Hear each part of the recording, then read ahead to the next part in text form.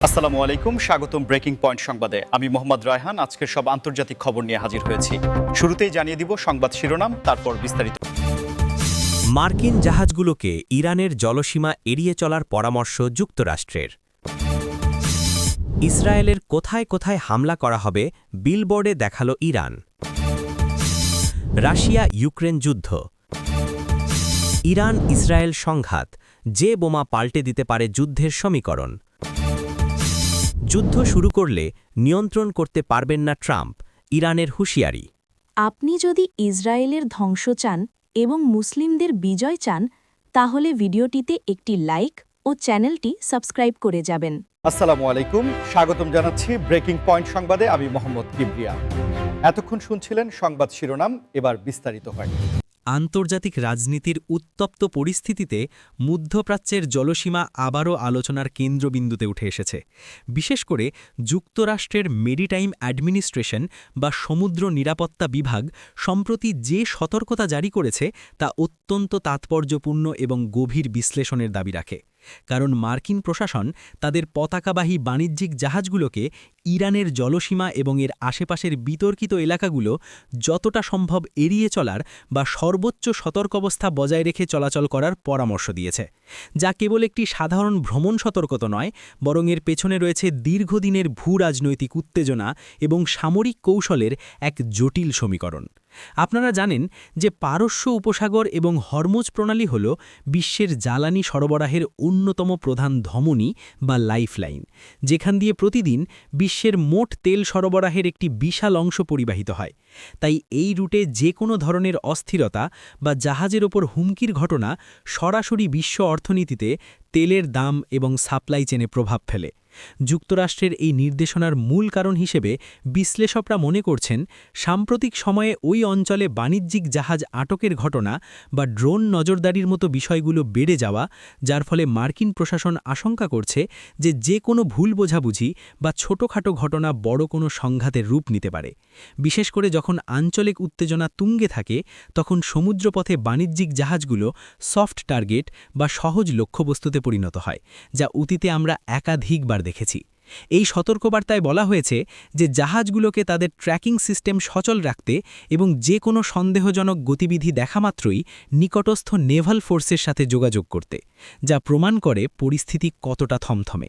অনেকে মনে করছেন এটি কেবল নিরাপত্তার খাতিরে দেওয়া বার্তা নয়, বরং এর মাধ্যমে যুক্তরাষ্ট্র ইরানকে পরোক্ষভাবে জানিয়ে দিচ্ছে যে তারা ওই অঞ্চলে তাদের উপস্থিতি এবং নজরদারি আরও জোরদার করেছে।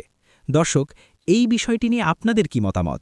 আপনারা কি মনে করেন এই ধরনের সতর্কতা বাণিজ্যিক রুটকে নিরাপদ করবে নাকি উত্তেজনা আরও বাড়াবে?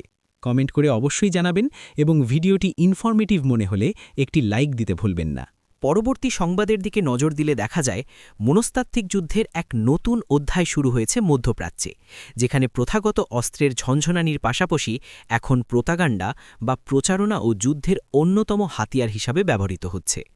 আর তারই এক জ্বলন্ত উদাহরণ হল ইরানের রাজধানী তেহরানের বিভিন্ন গুরুত্বপূর্ণ স্থানে স্থাপিত বিশাল সব বিলবোর্ড, যেখানে সরাসরি দেখানো হচ্ছে ইসরায়েলের কোন কোন স্থাপনায় তারা আঘাত হানতে সক্ষম বা পরিকল্পনা করছে। এই ঘটনাটি আন্তর্জাতিক মিডিয়ায় ব্যাপক আলোচনার জন্ম দিয়েছে, কারণ সচরাচর কোনো রাষ্ট্র তাদের সামরিক লক্ষ্যবস্তু বা টার্গেট লিস্ট এভাবে জনসম্মুখে প্রকাশ করে না। এটি সাধারণত গোপন নথির বিষয় হয়ে থাকে। কিন্তু ইরান এই বিলবোর্ডগুলোর মাধ্যমে মূলত একটি স্পষ্ট বার্তা দিতে চাইছে যে তাদের কাছে ইসরায়েলের প্রতিটি স্পর্শকাতর এলাকার ম্যাপ এবং সেখানে পৌঁছানোর মতো সক্ষমতা রয়েছে। বিলবোর্ডগুলোতে গ্রাফিক্স এবং টেক্সটের মাধ্যমে বিভিন্ন সামরিক ঘাঁটি, গুরুত্বপূর্ণ অবকাঠামো এবং কৌশলগত অবস্থানের ছবি তুলে ধরা হয়েছে, যা দেখে বোঝা যায় এটি কেবল অভ্যন্তরীণ জনসমর্থন আদায়ের চেষ্টা নয়, বরং প্রতিপক্ষকে মানসিকভাবে চাপে রাখার একটি সুপরিকল্পিত কৌশল। সমর বিশেষজ্ঞরা বলছেন, আধুনিক যুদ্ধে ডিটারেন্স বা ভীতি প্রদর্শন একটি বড় ফ্যাক্টর, এবং ইরান দেখাতে চাইছে যে তাদের মিসাইল বা ড্রোন টেকনোলজি কতটা নির্ভুলভাবে নির্দিষ্ট লক্ষ্যে আঘাত হানতে পারে। এই বিলবোর্ডগুলোর ভাষা এবং ভিজুয়াল প্রেজেন্টেশন বিশ্লেষণ করলে দেখা যায় সেখানে এমন বার্তা দেওয়া হয়েছে যা প্রতিপক্ষের সাধারণ নাগরিকদের মধ্যেও এক ধরনের ভীতি বা শঙ্কা তৈরি করতে পারে। তবে প্রশ্ন থেকে যায়, এই ধরনের প্রকাশ্য হুমকি কি সত্যিই সংঘাতের পথকে প্রশস্ত করছে, নাকি এটি কেবলই রাজনৈতিক আস্ফালন? কারণ যুদ্ধের ময়দানের বাস্তবতা আর বিলবোর্ডের গ্রাফিক্স এক জিনিস নয়। তবুও কূটনৈতিক মহলে এই ঘটনাকে বেশ গুরুত্বের সাথে দেখা হচ্ছে, কারণ যখন কোনো দেশ সুনির্দিষ্ট টার্গেট পাবলিকলি ঘোষণা করে, তখন সেটাকে আর হালকাভাবে নেওয়ার সুযোগ থাকে না। এবার দৃষ্টি ফেরানো যাক বিশ্বের অন্যতম দীর্ঘস্থায়ী এবং রক্তক্ষয়ী সংঘাত রাশিয়া ইউক্রেন যুদ্ধের দিকে, যা এখন কেবল দুটি দেশের সীমানার মধ্যে সীমাবদ্ধ নেই, বরং এর প্রভাব ছড়িয়ে পড়েছে পুরো বিশ্বের অর্থনীতি, রাজনীতি এবং মানবিক পরিস্থিতির ওপর। যুদ্ধটি এখন এমন এক পর্যায়ে এসে দাঁড়িয়েছে যাকে সমরবিদরা বলছেন ওয়ার অফ অ্যাট্রিশন বা ক্ষয়ক্ষতির যুদ্ধ, যেখানে কোনো পক্ষই সহজে পিছু হটতে নারাজ এবং প্রতিটি দিন মানেই নতুন করে ধ্বংসযজ্ঞ আর প্রাণহানি। আমরা যদি বর্তমান পরিস্থিতির দিকে তাকাই, তবে দেখব যে রণক্ষেত্রের মানচিত্র খুব দ্রুত বদলাচ্ছে না ঠিকই, কিন্তু যুদ্ধের তীব্রতা এবং কৌশলে এসেছে আমূল পরিবর্তন। বিশেষ করে ড্রোন প্রযুক্তির ব্যবহার এবং দূরপাল্লার মিসাইল হামলা এখন নিত্যনৈমিত্তিক ঘটনায় পরিণত হয়েছে। শীতকাল এবং প্রতিকূল আবহাওয়া সত্ত্বেও দুই পক্ষের সেনারা তাদের অবস্থানে অনড় রয়েছে, যা এই সংঘাতকে আরও দীর্ঘমেয়াদী করে তুলছে। অন্যদিকে পশ্চিমা বিশ্বের পাঠানো সাহায্য এবং রাশিয়ার নিজস্ব সামরিক উৎপাদন ক্ষমতার মধ্যে এক ধরনের প্রতিযোগিতা চলছে, যা যুদ্ধের ফলাফল নির্ধারণে বড় ভূমিকা রাখছে। তবে এই যুদ্ধের সবচেয়ে বড় ট্র্যাজেডি হল সাধারণ মানুষের দুর্ভোগ। লক্ষ লক্ষ মানুষ বাস্তুহারা হয়েছে, শহরের পর শহর ধ্বংসস্তূপে পরিণত হয়েছে এবং ভবিষ্যৎ প্রজন্মের জন্য রেখে যাচ্ছে এক অনিশ্চিত জীবন। বিশ্ব অর্থনীতিতেও এর ধাক্কা লেগেছে প্রবলভাবে, বিশেষ করে জ্বালানি এবং খাদ্যশস্যের বাজারে অস্থিরতা এখনও কাটেনি।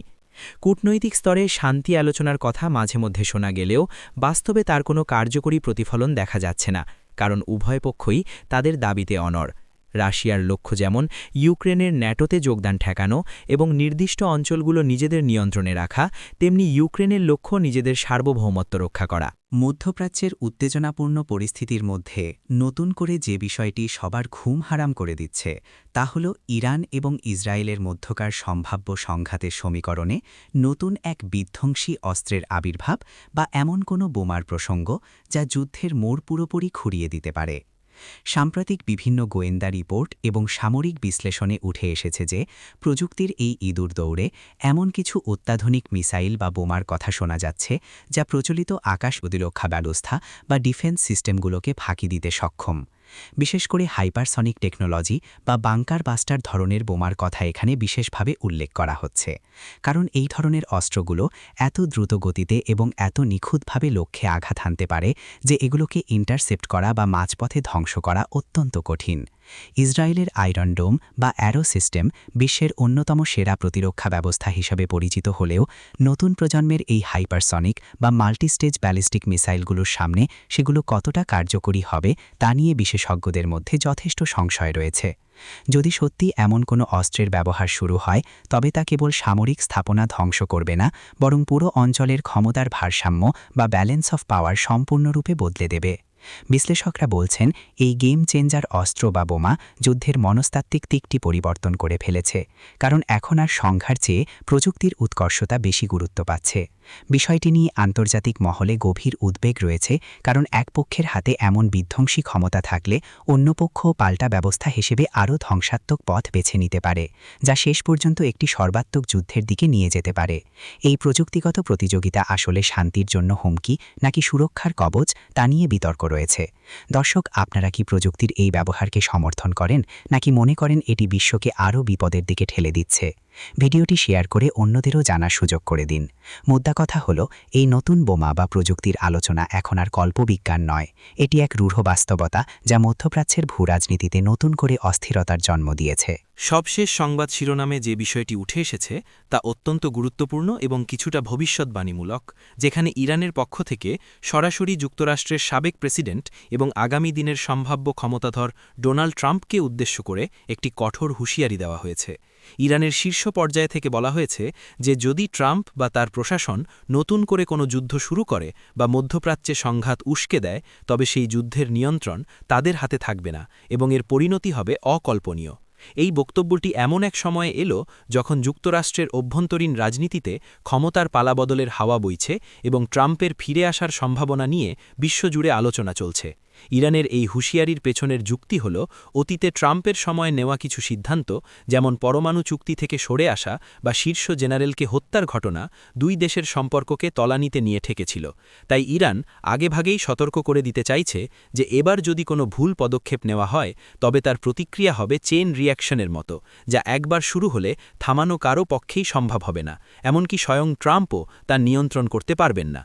বিশ্লেষকরা মনে করছেন এই বক্তব্যের মাধ্যমে ইরান মূলত তাদের প্রক্সি নেটওয়ার্ক বা আঞ্চলিক মিত্রদের শক্তির কথা স্মরণ করিয়ে দিচ্ছে, যারা মধ্যপ্রাচ্যের বিভিন্ন প্রান্তে ছড়িয়ে আছে এবং যে কোনো নির্দেশে সক্রিয় হতে প্রস্তুত।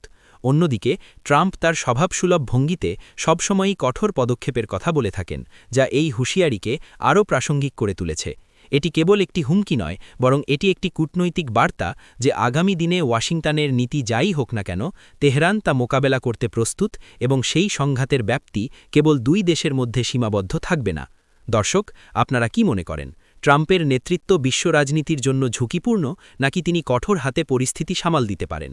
আপনাদের সুচিন্তিত মতামত কমেন্টে জানাতে ভুলবেন না। পরিশেষে বলা যায়, এই পাল্টাপাল্টি বক্তব্য এবং হুঁশিয়ারি প্রমাণ করে যে আগামী দিনগুলোতে আন্তর্জাতিক সম্পর্কের ক্ষেত্রে আরও অনেক নাটকীয়তা এবং উত্তেজনা অপেক্ষা করছে।